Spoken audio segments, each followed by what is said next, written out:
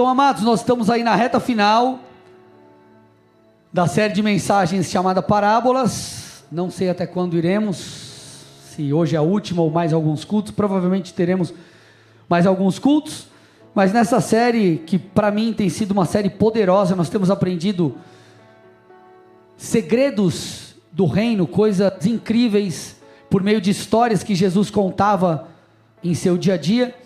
E mais uma vez hoje nós vamos aprender com uma parábola, a parábola dos lavradores maus. Na verdade, essa parábola ela é continuação de um ensino de Jesus sobre a sua autoridade. Então, se você voltar alguns versículos antes dessa parábola, porque talvez você seja bom de endereço, já sabe onde está, você vai perceber que a Bíblia diz o seguinte, versículo 23 de Mateus 21, Jesus entrou no templo e quando já estava ensinando, os principais sacerdotes e os anciãos do povo se aproximaram dele e perguntaram: com que autoridade você faz essas coisas e quem lhes deu essa autoridade? Obviamente, como você sabe, os líderes judeus, eles questionavam Jesus, não com aquele desejo de aprender, com aquele desejo de verdadeiramente compreender quem Jesus era, o que Jesus estava fazendo. As perguntas elas eram sarcásticas, na verdade muitas vezes eles tentavam condenar Jesus por suas palavras, e Jesus obviamente não dá detalhes sobre a origem de sua autoridade, mas aproveitando essa circunstância, que era uma circunstância de rejeição por parte dos líderes judeus, porque eles rejeitavam, eles esperavam não um Messias como Jesus veio, eles esperavam um Messias político, alguém que libertaria como líder político o povo ali das garras dos romanos. Então Jesus conta duas parábolas, ele conta a parábola dos dois filhos, nós já estudamos aqui numa mensagem, e a parábola dessa noite, que é a parábola dos lavradores maus, que diz o seguinte, versículo 33 e seguintes, põe para mim aí. Escutem outra parábola. Havia um homem, dono de terras, que plantou uma vinha, pôs uma cerca em volta dela, construiu nela um lagar, edificou uma torre e arrendou a vinha a uns lavradores. Depois ausentou-se do país.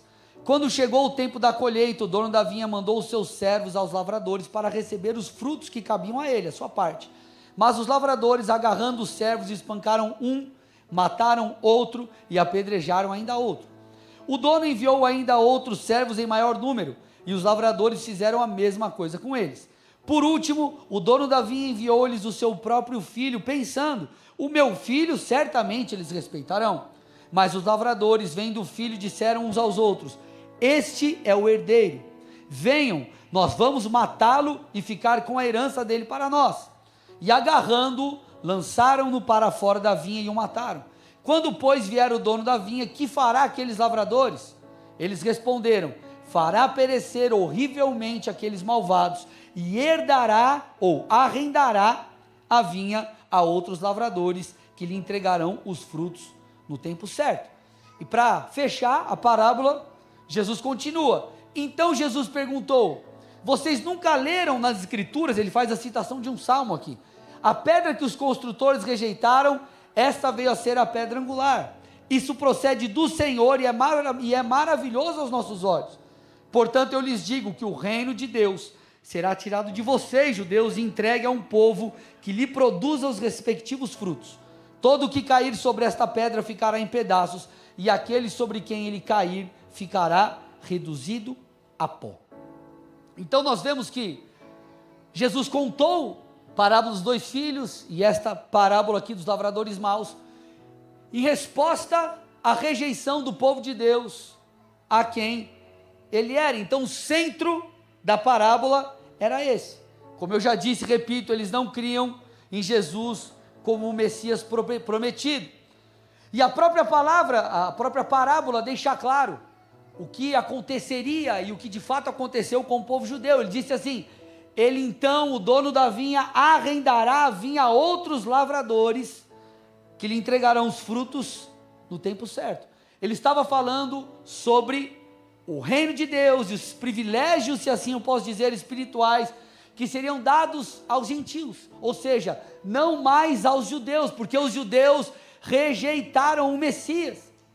Então ele estava dizendo, ele vai arrendar a vinha a outros lavradores, a igreja que é composta basicamente por gentios. Então esse é o aspecto, esse é o confronto que Jesus trouxe para aquele povo. Contudo, eu e você, aqui em 2023, nós podemos aprender também com essa parábola e fazer uma aplicação prática. E toda aplicação que eu vou trazer hoje, nós iremos navegar por esse rio, respondendo a seguinte pergunta: será que nós também temos rejeitado a Cristo? Então o ponto do questionamento de Jesus era a rejeição dos líderes judeus, quanto à sua pessoa. A pergunta que nós precisamos responder aqui é: será que nós também temos rejeitado Cristo? Nós podemos rejeitar Cristo de diversas formas, e eu poderia aqui falar sobre várias questões, mas o meu foco hoje vai ser a rejeição quanto ao relacionamento com Cristo, quanto à face, quanto à íntima comunhão com o Senhor. Então nessa mensagem nós vamos avaliar por que nós seguimos a Jesus, nós olharemos para a nossa motivação, nós vamos aqui profundamente entender como nós temos vivido a vida cristã. E por que eu te digo isso? Porque, meus amados, existem muitos motivos para alguém buscar Jesus. Eu quero que você volte lá atrás e lembre-se da circunstância que você se encontrava quando você se converteu. Você lembra dessa época? Quando você se converteu, lá atrás, quais eram as circunstâncias da sua vida? Alguns vieram para Cristo, talvez por derrotas na vida, estava frustrado com questões, sei lá, financeiras, profissionais, desgostoso da vida, enfim, e veio para Cristo. Outros talvez vieram para Jesus por questões de cura, enfermidade na família. Outros vieram por problemas no casamento, libertação de vícios, ou até para interceder por entes queridos. Não, vou lá na igreja, eu vou orar pelos meus familiares, eu quero ver meu filho sendo abençoado, meu filho sendo liberto. Só que nesse meio tempo, Jesus capturou seu coração. Então vários, meus amados, são os motivos para alguém vir até Jesus, e também existem aqueles que vêm, como nós falamos, por amor. Agora, obviamente, gente, esses motivos, eles são usados por Deus, são usados pelo Espírito Santo, como iscas no nosso coração, né? Sem falar que, tem aquele jargão, né? Jargão não, isso é bíblico, né? Deus é Pai, então Ele vai te abençoar, o Senhor Ele é abençoador. Às vezes você vem buscando algo, vem pedindo uma direção, vem pedindo,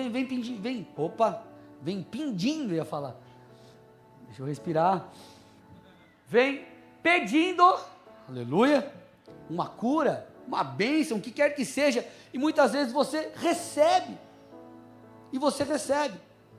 contudo, gente, infelizmente o que nós vemos pessoas que já caminham há um tempo com Cristo, já nasceram de novo, já estão envolvidas na obra de Cristo até, só que ainda não entenderam a correta dinâmica da vida com Deus. E a correta dinâmica da vida com Deus nós não o buscamos por aquilo que Ele tem para dar, nós o buscamos por quem Ele é. Nós precisamos entender isso.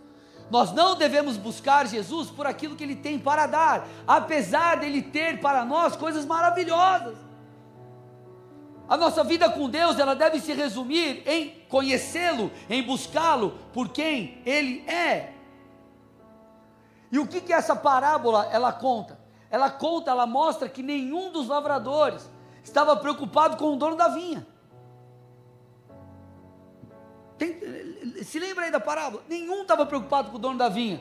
Olha, o dono da vinha é assim, o dono da vinha tem esse desejo. Não, ele estava preocupado com seus próprios benefícios.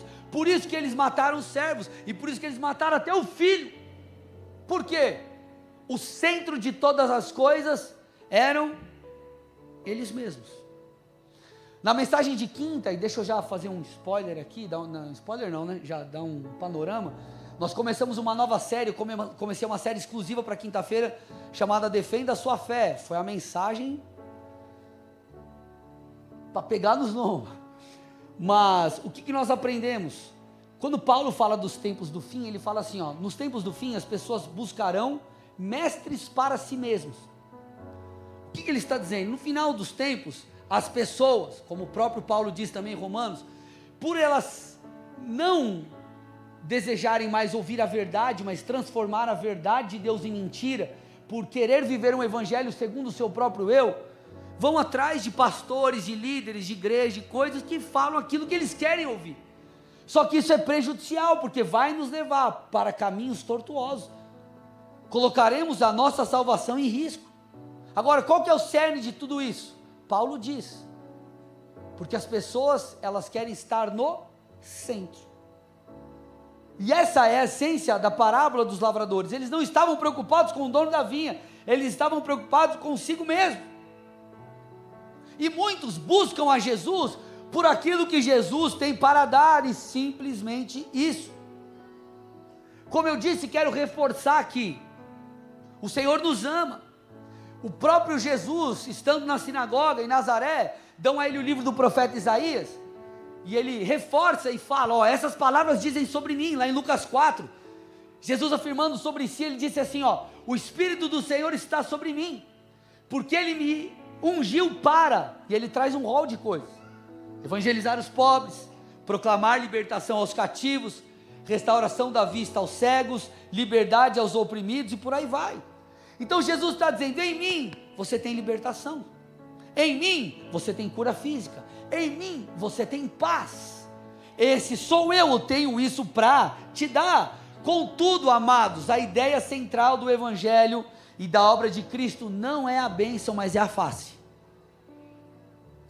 Vou repetir, Jesus falou, se você quer vir após mim, tome a sua cruz, negue a si mesmo e siga-me. Seguir a Cristo, seguir a pessoa de Jesus, não é seguir a bênção, não é seguir aquilo que Ele tem para te dar, é segui-lo.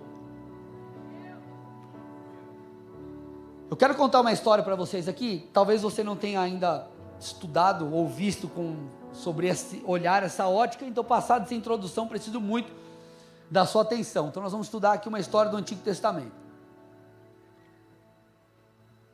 E deixa eu fazer uma pergunta para vocês aqui. Por que Deus levantou Moisés para tirar o povo do Egito? Qual que era o destino do povo? Eles saem do Egito, qual que era o destino? Fala mais alto. O quê? Terra prometida, quem concorda? Quem concorda? Terra prometida, vamos lá. Legal. Normalmente as pessoas respondem isso mesmo. Mas não é isso, pastor? É e não é. É, mas em partes. A ideia central de Deus não era conduzi-los prioritariamente à terra prometida, mas à presença, ao conhecimento de Deus, à conexão com Deus, às experiências com Deus. Êxodo 7, do 15 ao 16, ou 15 e 16. A terra prometida seria uma consequência, obviamente, era aquilo que Deus tinha, mas antes Deus tinha outra coisa. O Senhor falando a Moisés, vá a Faraó, ou vá falar com o Faraó pela manhã, ele sairá às águas e você estará à espera dele na beira do rio. Leve o bordão que virou serpente e diga a Faraó, o Senhor, o Deus dos hebreus, me enviou para dizer-lhe, deixe o meu povo ir, para que me adore no deserto. Se você der uma olhadinha nas vezes que Moisés fala com o Faraó, você vai perceber por algumas vezes Deus falando ou usando Moisés para falar isso a Faraó, mas em nenhuma das vezes Moisés cita a terra prometida.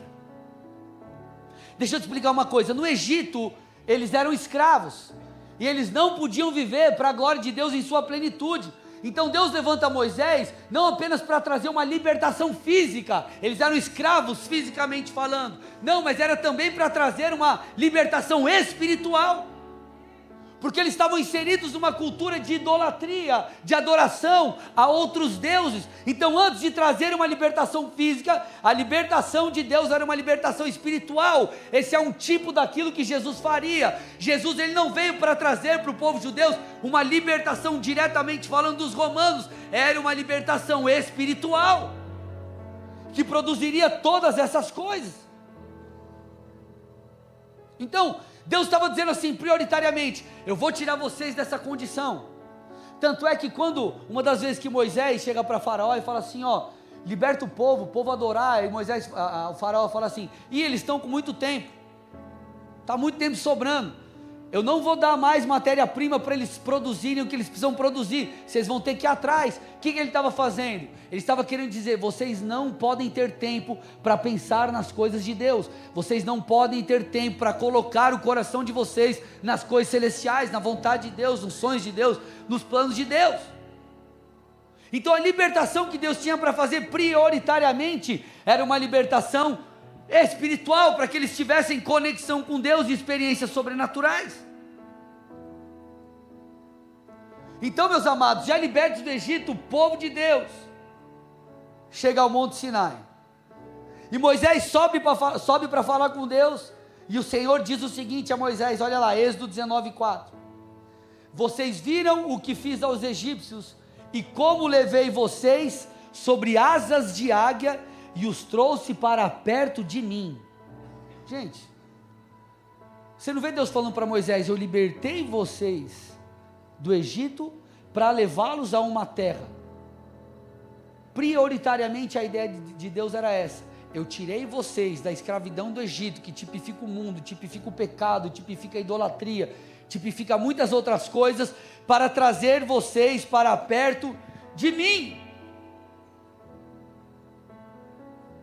Quando você passa lá na frente, o livro de Êxodo, nós encontramos um outro motivo para isso. Vamos lá, gente, por que Deus ordenou Moisés para construir um tabernáculo?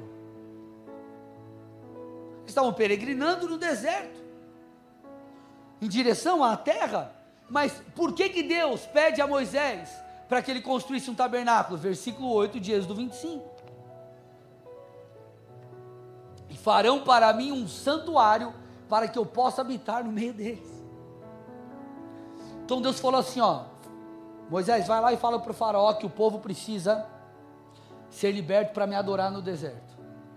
Quando eles chegam aos pés do Monte Sinai, o Senhor está dizendo, eu trouxe vocês para perto de mim. Enquanto eles estão peregrinando, o Senhor diz, faça um tabernáculo, eu quero habitar no meio do povo. Então entenda uma coisa, na jornada da sua vida, o que Deus mais está preocupado é com o seu relacionamento com Ele, não é onde você vai chegar não, irmão, é com o seu relacionamento com Ele, isso te basta, isso nos basta, isso é o mais importante, a proximidade com Deus.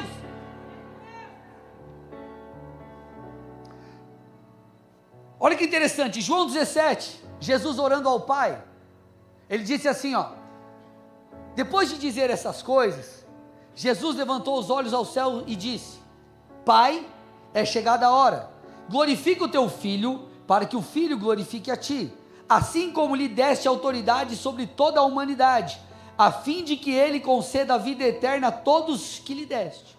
Então ele está dizendo, ó, através de Cristo, através da obra do Pai no Filho, nós temos a vida eterna.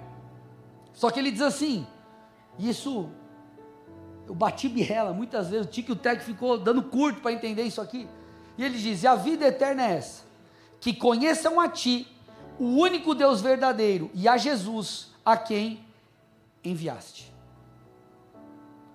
Muitas vezes nós achamos que a vida eterna, ela se resume a não passar o resto dos nossos dias, ou a nossa eternidade, dias que nunca irão acabar, no inferno. Mas muitos imaginam que estar no céu você vai estar naquele pasto verde, cordeirinho, aí você vai pulando, aquela coisa bonitinha, fofinha, aí você senta na nuvem, aí você dá um rolê na nuvem. As pessoas têm aquela coisa, né, fica contando carneirinho, enfim. Só que esse texto, meu irmão, ele mexe muito comigo, porque ele está dizendo que a vida eterna não diz respeito apenas, escute, a uma existência que não acaba. Vou repetir, quando Jesus fala aqui de vida eterna, ele está dizendo, vida eterna não diz respeito apenas a uma vida eterna, a uma vida de tantos e tantos anos e dias que nunca acaba. Jesus está dizendo, a vida eterna é uma maneira nova de viver. Eu vou repetir, vida eterna não tem a ver apenas com longos dias ou dias infinitos que nós viveremos, mas tem a ver com como viveremos esses dias. Vida eterna tem a ver, está atrelado a uma nova forma de viver. Vida eterna tem a ver com permanecer adorando a Deus, com conhecer a Deus, com desfrutar da presença de Deus, com tentar descortinar por toda a eternidade quem Deus é. Então vida eterna está atrelada a isso. Por isso que a Bíblia diz, gente, Apocalipse 4, 8 a 11, e os 4 seres viventes, tendo cada um deles respectivamente 6 asas, estavam cheios de olhos ao redor e por dentro. Olha o que o texto diz, gente. Não tinham descanso. Olha lá, nem de dia nem de noite. Em todo o tempo, gente, o que eles ficavam fazendo? Eles proclamavam: Santo, Santo, Santo é o Senhor dos exércitos, Todo-Poderoso, aquele que era, que é e que há de vir. Então eles passavam todo o tempo fazendo isso. Sempre que esses seres viventes davam glória, honra e ações de graças ao que está sentado no trono, ao que vive para sempre, os 24 anciãos se prostravam diante daquele que está sentado no trono, adoravam o que vive para todo sempre, e depositavam suas coroas diante do trono, proclamando: Tu és digno, Senhor e Deus nosso, de receber glória, honra e poder, porque criaste todas as coisas, e por tua vontade elas vieram a existir. Então o que Jesus está tentando dizer? Jesus está tentando dizer que a vida eterna, ela tem a ver não só com ter dias infinitos, mas com uma nova maneira de viver, não apenas na eternidade, mas de certa forma, em certa medida, aqui. Então Jesus está dizendo, lá eles adoram, lá eles passam a maior parte do tempo adorando a Deus, se conectando com Deus, eles estão tão extasiados com a glória de Deus que eles não se cansam, eles estão então descobrindo a Deus.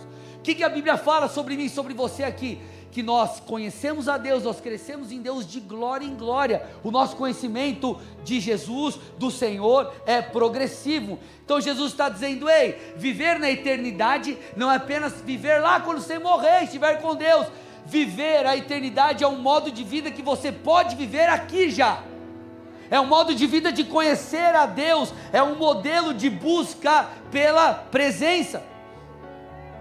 O que Jesus está dizendo é, a ideia dele é que eu e você possamos desfrutar de um relacionamento contínuo e progressivo.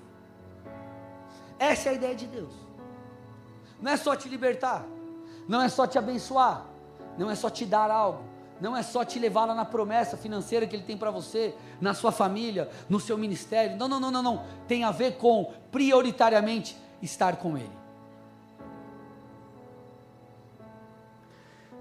E sabe o que é o mais incrível? Que quando nós percebemos que Deus escolheu Moisés para revelar coisas como essa que nós estamos falando aqui. Por que eu estou falando para você? Moisés, apesar de ser hebreu, ele foi criado pela filha de Faraó.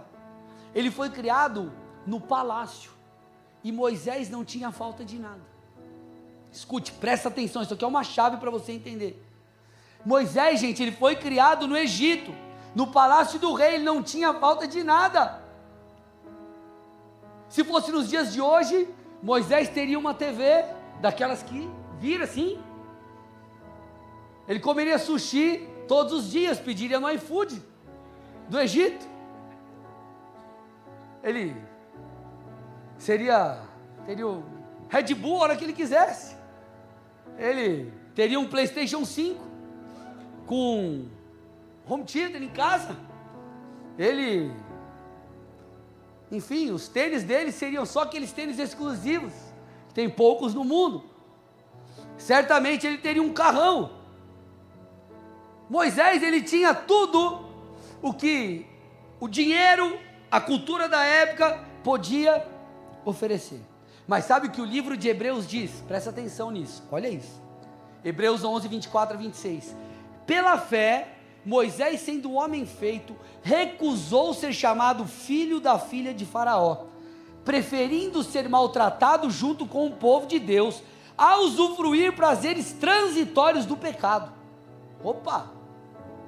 Ele entendeu que ser desprezado por causa de Cristo era uma riqueza maior do que os tesouros do Egito, porque contemplava a recompensa. Obviamente no começo Moisés não tinha uma percepção disso, porque a primeira vez que ele sai do Egito ele temia pela sua vida, ele matou o egípcio, enfim, e por aí vai. O texto está lá, Êxodo 2, 11 e 12. Moisés, sendo homem já feito, saiu para visitar os seus irmãos, os judeus, os hebreus, e viu o trabalho pesado que faziam. Eles eram escravos no Egito. Viu também que certo egípcio espancava um hebreu, um do seu povo. Olhou para todos os lados e vendo que não havia ninguém ali, matou o egípcio e escondeu o corpo. E depois você sabe a história que Moisés de certa forma foi descoberto, então ele foge com medo. Moisés foge com medo. Agora, eu quero compartilhar com você algo que faz parte da minha teologia. Você pode não concordar comigo, mas vamos lá, vamos construir algo aqui que eu creio. Tudo bem? Por quê? Porque Moisés se indignou tanto ao ver um hebreu sendo espancado. Por quê? Obviamente porque era alguém que fazia parte do seu povo, ele era hebreu de nascimento, mas eu acredito que vai além disso, porque se coloca no lugar de Moisés, Moisés perderia muitas coisas tendo aquela atitude. Ele poderia ter procurado, enfim, alguém, poderia ter conversado com alguém que ele conhecia lá, ter intercedido pelos hebreus, ou ele poderia simplesmente ter ficado quieto. Não, tudo bem, beleza, ó, estão apanhando aí, mas eu vou cuidar aqui daquilo que é meu. Eu acredito que isso tinha não apenas a ver com o seu ímpeto de ver alguém do seu povo sendo maltratado, eu acredito que isso tinha a ver com a falta que esse homem tinha dentro de si.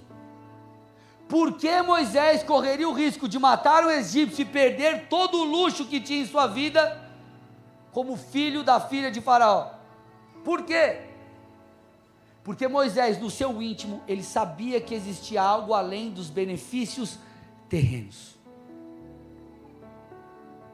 Meus amados, Deus chamou alguém, Moisés, que aprendeu a se sentir mais pleno na presença do que nas coisas desse mundo. E da onde eu tiro isso, meus irmãos? Depois que Moisés sai, enfim, ele foge, aí ele encontra sua esposa e por aí vai. Quando você vai lá para Êxodo 4, você vê Moisés tendo um encontro com Deus. Ele tem um encontro com o Senhor, Êxodo 3, Êxodo 4, enquanto ele pastoreava o rebanho do seu sogro. Quando ele tem um encontro com a sarça, ele nunca mais é o mesmo. Eu creio, meus amados, que em seu íntimo ele sabia que existia algo melhor do que o palácio de Faraó, e esse sentimento foi preenchido quando ele encontrou a presença de Deus. Gente, isso mexeu tanto com Moisés, que lá na frente, já tirando o povo do Egito, já liderando o povo nessa peregrinação em direção à terra, ele disse o seguinte, Êxodo 33:15, então disse Moisés: se a tua presença não for comigo, Senhor, não me faça sair desse lugar. Deixa eu te explicar isso aqui. Moisés tinha um trabalho árduo, gente. Moisés não estava levando um grupinho de viagem do Egito para a terra prometida, tipo 2 carros. Eram milhões de pessoas que tinham uma mentalidade de escravo, um povo que estava preso no Egito. Então conduzir o povo nessa jornada de transformação e de ir até a terra que Deus tinha prometido não era uma tarefa fácil. Moisés teve que lidar com pecados do povo, Moisés teve que lidar com reclamação, com murmuração. Então eles estavam no meio do deserto, gente, peregrinando. Então o cenário não era dos melhores. E para dizer que não poderia piorar, piorou. Porque qual é o contexto em que Moisés diz isso? Moisés havia subido, ele passou muitos e muitos dias com o Senhor contemplando a glória, mas na sua ausência o povo constrói um bezerro de ouro. Então imagine, Moisés está lá buscando a face de Deus, recebendo o que Deus tem para o povo, e lá embaixo o povo está construindo um bezerro de ouro, um Deus. Então, diante de tamanha afronta, Deus fala assim para Moisés, versículos 1 a 3 de Êxodo 33, O Senhor disse a Moisés: suba desse lugar, você é o povo que tirou da terra do Egito, e vá para a terra a respeito da qual eu jurei a Abraão, Isaque e a Jacó, dizendo: eu a darei à sua descendência. Olha o que Deus diz: eu enviarei o anjo adiante de você, Moisés. Eu vou expulsar os cananeus, os amorreus, os heteus, os fariseus, os jebuseus e os heveus. Vão para uma terra que mana leite e mel. Contudo, Moisés, eu não irei no meio de vocês, porque vocês são um povo teimoso, para que eu não destrua vocês no caminho. Traduzindo, sabe o que Deus falou para Moisés? Moisés, eu vou cumprir o que eu prometi.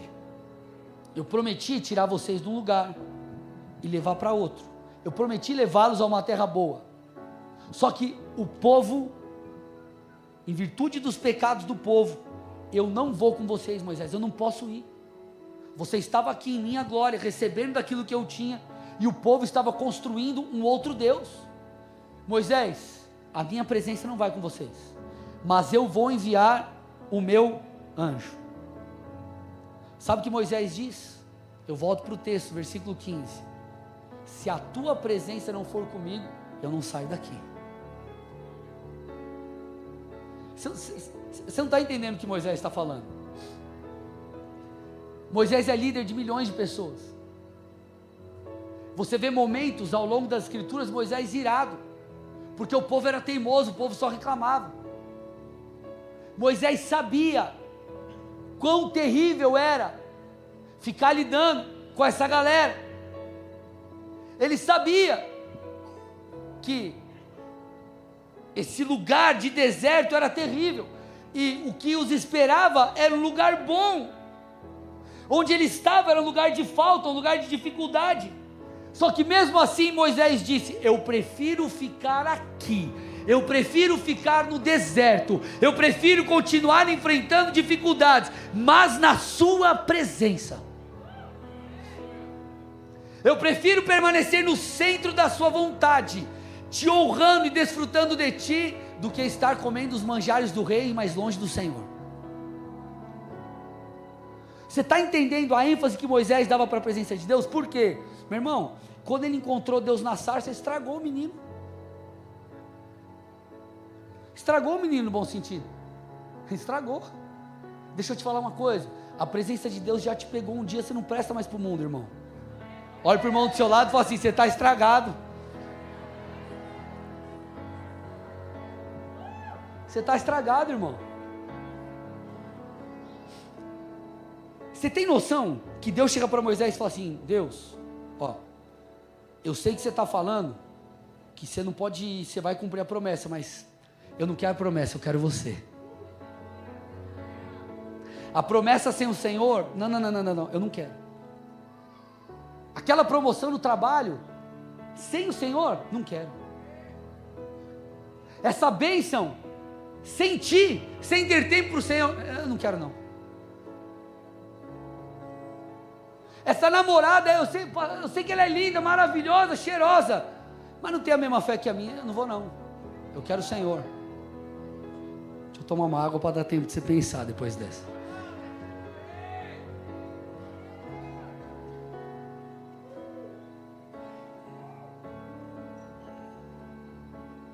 Essa oportunidade maravilhosa aqui que eu estou tendo de emprego, mas o Senhor está falando para eu não ir, então eu quero o Senhor. O Senhor é o primeiro. Moisés disse: eu não vou sair daqui se o Senhor não for comigo. Irmãos, imagina se o povo sabe disso. Vocês não estão ligados. Moisés falou para Deus para a gente não ir para a terra prometida, porque ele está com esse negócio aí na cabeça.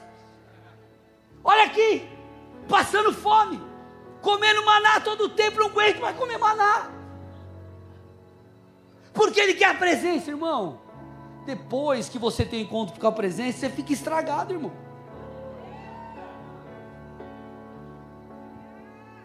Você está entendendo quem foi Moisés em todo esse cenário? Ele preferiu abrir mão do que ele tinha disponível no palácio de Faraó, por causa do Senhor. Tem um outro personagem bíblico que também, em meio ao deserto, ansiava pela presença de Deus. Esse cara era Davi. Salmo 27:4, uma coisa eu peço ao Senhor e eu a buscarei, Davi dizendo. Aqui o contexto era um contexto de perseguição. Uns dizem, enquanto ele era perseguido por Saul, antes de ser rei, outros dizem, enquanto ele já era rei, sendo perseguido por Absalão. Mas ele diz, uma coisa eu peço e a buscarei, que eu possa morar na casa do Senhor todos os dias da minha vida, para contemplar a beleza do Senhor e meditar no seu templo. Davi disse, a maior necessidade que eu tenho era estar na presença de Deus. Esse salmo expressa o desejo de um rei. O rei que desejava, meus irmãos, não estar no palácio, mas na presença. Davi desejava mais a presença de Deus do que os benefícios de sua posição. E sabe o que revela isso? A construção do tabernáculo de Davi. Deixa eu te explicar isso, você precisa compreender isso aqui. Davi, ele trouxe de volta a Arca da Aliança. A Arca da Aliança era uma representação da glória, da presença de Deus. Então, quando ele traz a Arca da Aliança, ele manda construir uma tenda, o tabernáculo. E, em seguida, ele deu ordem aos levitas para que permanecessem em volta da arca, ou seja, em volta da presença, em volta da glória, adorando 24 horas por dia. Agora deixa eu te explicar uma coisa aqui, ó. No Antigo Testamento, nós sabemos que hoje a habitação de Deus somos nós, amém? Deus não habita em templos, Deus habita em nós, ok? Habita em nós. Mas no Antigo Testamento, havia três principais habitações de Deus no Antigo Testamento. Haviam três. Tabernáculo de Moisés, tabernáculo de Davi e o templo de Salomão. O mais incrível é que quando Deus usa Amós para profetizar a reconstrução, ele diz que o Senhor reconstruiria o tabernáculo caído de Davi, está lá em Amós 9, 11 e 12. Só para você entender, o tabernáculo de Moisés, ele era uma construção cheia de detalhes, era uma habitação cheia de tipologias, era algo lindo e maravilhoso, algo belo, algo incrível. O templo de Salomão, irmãos, era algo suntuoso, espetacular. O templo de Salomão era uau! O tabernáculo de Davi era uma tenda. Então, o tabernáculo de Moisés era algo móvel, o templo de Salomão fixo, suntuoso, incrível, e o tabernáculo de Davi era uma tenda simples, com a arca da aliança no meio. Diferentemente do templo de Salomão e do tabernáculo de Moisés, que eram coisas incríveis. Então, vamos lá, será que Deus não merece uma honra maior do que ser construído para ele uma tenda? Ou ser reerguido uma tenda? Será que Deus não merece um mega templo, um super templo, algo assim? Amós, Deus falando por meio de Amós, ele disse, eu vou reerguer o tabernáculo de Davi. Sabe por que o tabernáculo de Davi? Porque Deus não estava preocupado com o tabernáculo, ele estava preocupado com o que acontecia lá. Sabe qual era o grande destaque do tabernáculo de Davi? A glória. Eu vou repetir. Enquanto o tabernáculo de Moisés, claro, os tecidos, tudo eram tipificações, apontavam para Cristo e para coisas preciosas.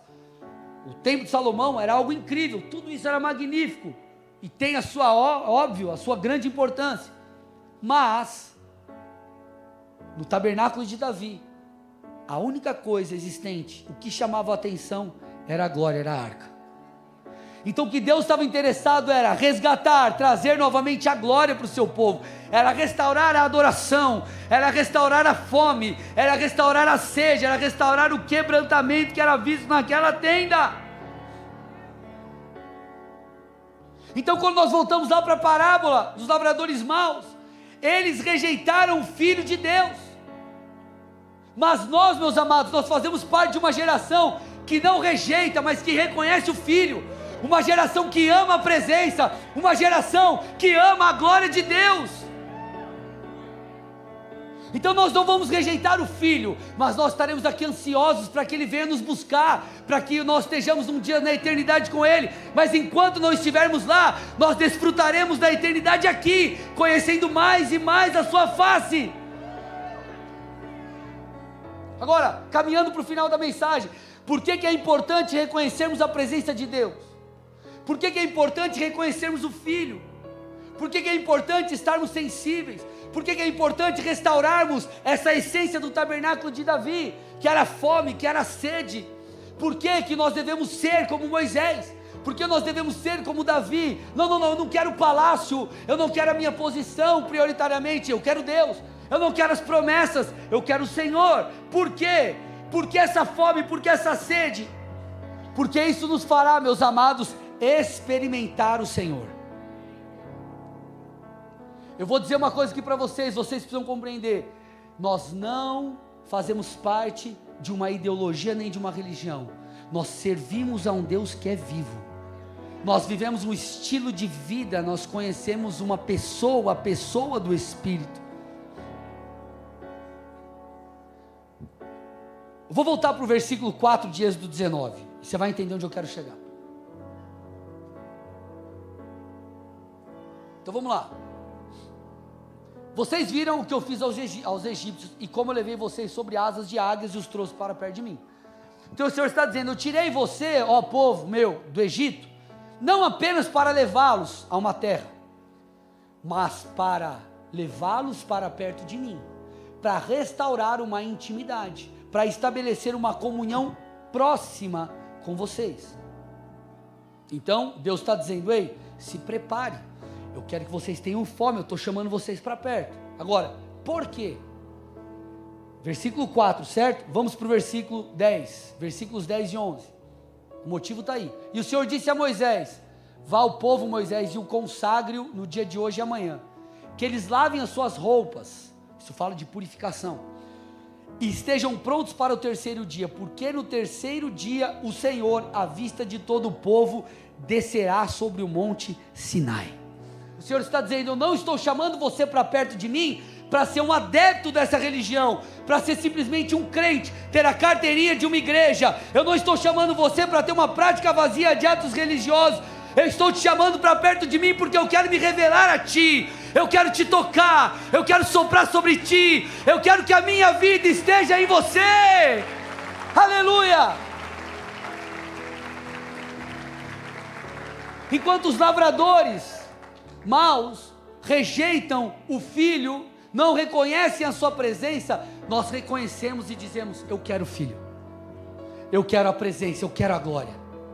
Deixa eu te falar uma coisa, olha o que o salmista fala sobre os ídolos, Salmo 115, 5 a 7, os ídolos têm boca, mas não falam, olhos e não veem, ouvidos e não ouvem, nariz e não cheiram, mãos e não apalpam, pés e não andam, som nenhum lhe sai de sua garganta. Os ídolos, olha o que Moisés, ou melhor, olha o que a Bíblia fala do nosso Deus, Êxodo 19, 16 a 19, diferentemente dos ídolos que têm boca e não fala, ouvido e não ouve, nariz e não cheira, olhos não veem, o texto diz, ao amanhecer do terceiro dia, houve trovões e relâmpagos, uma espessa nuvem cobriu o monte, e ouviu-se um forte som de trombeta, de maneira que todo o povo que estava no arraial tremeu de medo, e Moisés levou o povo para fora do arraial, ao encontro de Deus, e puseram-se ao pé do monte, todo o monte Sinai fumegava, porque o Senhor havia descido sobre ele em fogo, a fumaça subia como fumaça de uma fornalha, e todo o monte tremia com violência, e o som da trombeta ia aumentando cada vez mais, Moisés falava e Deus lhe respondia no trovão. Os ídolos não falam, se é para Jesus tem que ser forte, aleluia. Os ídolos não falam, os ídolos não ouvem, os ídolos não tocam, o nosso Deus se manifesta, Ele te toca, Ele fala com você, Ele escuta as suas orações. A Bíblia é uma revelação do Senhor de Gênesis a Apocalipse, uma revelação que é progressiva. Nós vemos Deus falando com Abraão, nós vemos Deus falando face a face com Moisés, nós vemos Deus dando experiências sobrenaturais aos profetas, tocando pessoas como Paulo. Jesus se transfigurou diante de Pedro, Tiago e João. Nosso Deus é um Deus que se revela, um Deus que se manifesta. Nós precisamos entender isso. Não estamos falando, meus irmãos, de um Deus que não toca, mas é um Deus que interage comigo e contigo. Agora, será que nós queremos? Ou será que nós estamos como aqueles lavradores maus? O filho vem, a gente rejeita. Ele quer falar, a gente não escuta. Num culto, você pode aceitar ou rejeitar. A parábola do semeador, ela fala sobre isso. O semeador saiu a semear, e esse semeador é o Espírito de Deus, que está semeando a palavra, a presença e a glória aqui. Só que nós podemos estar preocupados com muitas coisas, nosso coração pode estar cheio de espinhos, nosso coração pode estar cheio de coisas que nos impedem de sentir a presença, de receber aquilo que Deus tem. Eu quero que você entenda, estamos indo para o final, eu quero que você entenda qual é o tipo de comunhão Deus quer ter comigo e contigo. 2 Coríntios 13, as últimas palavras do apóstolo Paulo, nessa carta, ele diz assim, a graça do Senhor Jesus Cristo, e o amor de Deus, e a comunhão do Espírito Santo estejam com todos vocês. É a bênção apostólica, quando eu termino o culto eu falo, o amor de Deus Pai, a graça do Filho Jesus, a comunhão, a consolação do Espírito estejam sobre vocês e tal, enfim. Comunhão aqui, nós normalmente associamos com, vamos sentar na mesa, vamos comer um negócio, vamos estar juntos, comunhão, vamos fazer uma comunhão. Aí vai para a casa de um, come uma pizza, aí fala assim, o pastor está falando com você, aleluia. Comunhão, a gente acha que é só isso. Na verdade, gente, comunhão no grego, aqui, é koinonia.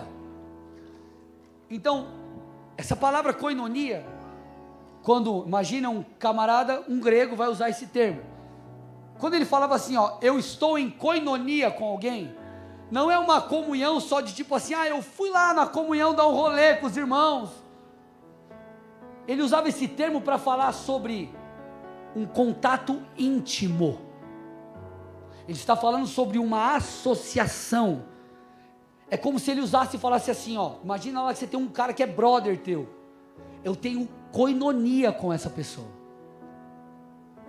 ele me escuta, eu o escuto, nós trocamos experiências, conversamos, somos muito próximos, eu tenho koinonia com ele.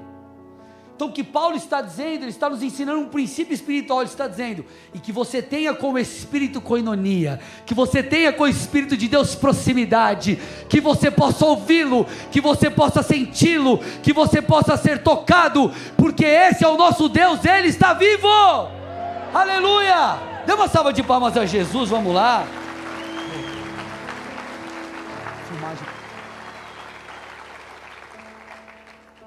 Eu quero que você entenda o seguinte, 3 fundamentos mostram que um cara virou crente de verdade. Primeiro, a obediência a Deus. Jesus disse, aquele que me obedece, tem os meus mandamentos e os guarda, esse é o que me ama, está lá em João 14, 21, se nós obedecemos a Deus, nós o amamos. Segunda característica de quem ama Jesus, a Bíblia diz que nós nos importamos com a causa de Deus e com o próximo, está lá em 1 Pedro 4,10, está lá em Mateus 23,11, mas a terceira coisa, e aqui eu estou gastando tempo, é se há devoção no relacionamento com o Senhor. Deixa eu te falar uma coisa, quando o povo chega, quando Jesus, falando ao anjo da igreja, ao cabeça, ao líder da igreja em Éfeso, lá em Apocalipse, sabe o que ele diz? Ele traz vários, está lá em Apocalipse 2, ele traz vários elogios, parabéns por isso, parabéns por aquilo, são mais elogios do que repreensões, na verdade uma foi a repreensão, ele disse assim, vocês perderam o primeiro amor, e isso é tão grave, que ele diz assim, se vocês não se arrependerem, vocês vão perder a condição de igreja. É como se Jesus dissesse, a obediência é importante, sim, ela é muito importante, não adianta você dizer que ama Jesus, queimar por ele, e também você não obedecer, adianta nada, então é importante, só que ele diz assim também, você não pode perder o seu amor, Você não pode perder a sua devoção, porque Jesus morreu por isso. Você precisa entender isso. Jesus morreu não apenas para que você fosse salvo eternamente, mas Ele morreu para que você tivesse um relacionamento, para que você desfrutasse da eternidade já aqui. Leonardo Ravenhill disse o seguinte: todas as suas doutrinas podem estar corretas, mas ainda assim você pode não ter a presença de Deus. Eu vou repetir: todas as suas doutrinas podem estar corretas, você pode ter sido transformado na sua mente, mas mesmo assim ser alguém vazio. Deixa eu te falar uma coisa: alguns acreditam que a jornada de fé aqui na terra não envolve experiências espirituais. Para que esse negócio de experiência, ficar rodando, gritando, pulando, o cara cai na unção, isso é coisa de papo furado. Irmão, como é papo furado? Vou te dar uma respostinha para você entender. Quem lembra da sua conversão? Eu vou dizer o que aconteceu na tua conversão. Alguém pregou o evangelho para você, o evangelho chegou a você de alguma forma, você creu com o coração, confessou Cristo. Isso foi sincero, sabe o que aconteceu? Você foi regenerado, você nasceu de novo. A partir disso, o pecado começou a perder o brilho para você, então algumas coisas já mudaram dentro de você. Por quê? Porque você nasceu espiritualmente. Você começou, aconteceu uma conexão com o Espírito Santo. Regeneração é um aspecto sobrenatural. Não mudou nada na sua questão física. Olha para o irmão do seu lado e falou: se você era feio, continuou feio. Se você era bonito, continuou bonito. Credo, pastor, só para quebrar o gelo. Agora, graças a Deus, espiritualmente aconteceu muitas coisas. Muitas coisas. Então, você começou sua vida com Deus tendo uma experiência sobrenatural. Ok? Quando Jesus voltar e a igreja for arrebatada, sabe o que vai acontecer com você? Teu corpo físico vai ser transformado num corpo glorificado. Você não será mais tentado. Acontecerá algo sobrenatural. Então, começou a tua vida com Deus com sobrenaturalidade. Aqui também, quando Jesus voltar, vai ser sobrenatural. Por que no meio não pode ser? Por que no meio não seria? Alguns alegam, como eu disse, que experiência com Deus é coisa para novo convertido. Meu irmão, deixa eu falar uma coisa para vocês. Se você ler os 4 evangelhos, você vai perceber que o evangelho mais casca grossa, o mais difícil de você entender é o evangelho de João. João era um cara fora de série. Você concorda comigo que João era alguém maduro, sim ou não? João era alguém maduro. João era alguém maduro. Sabe quando João escreve o Apocalipse? Depois de ter escrito o seu próprio evangelho. João escreve Apocalipse por volta de 94 a 96 depois de Cristo. Ele escreve o Apocalipse na ilha de Patmos. Ele está no final de sua vida.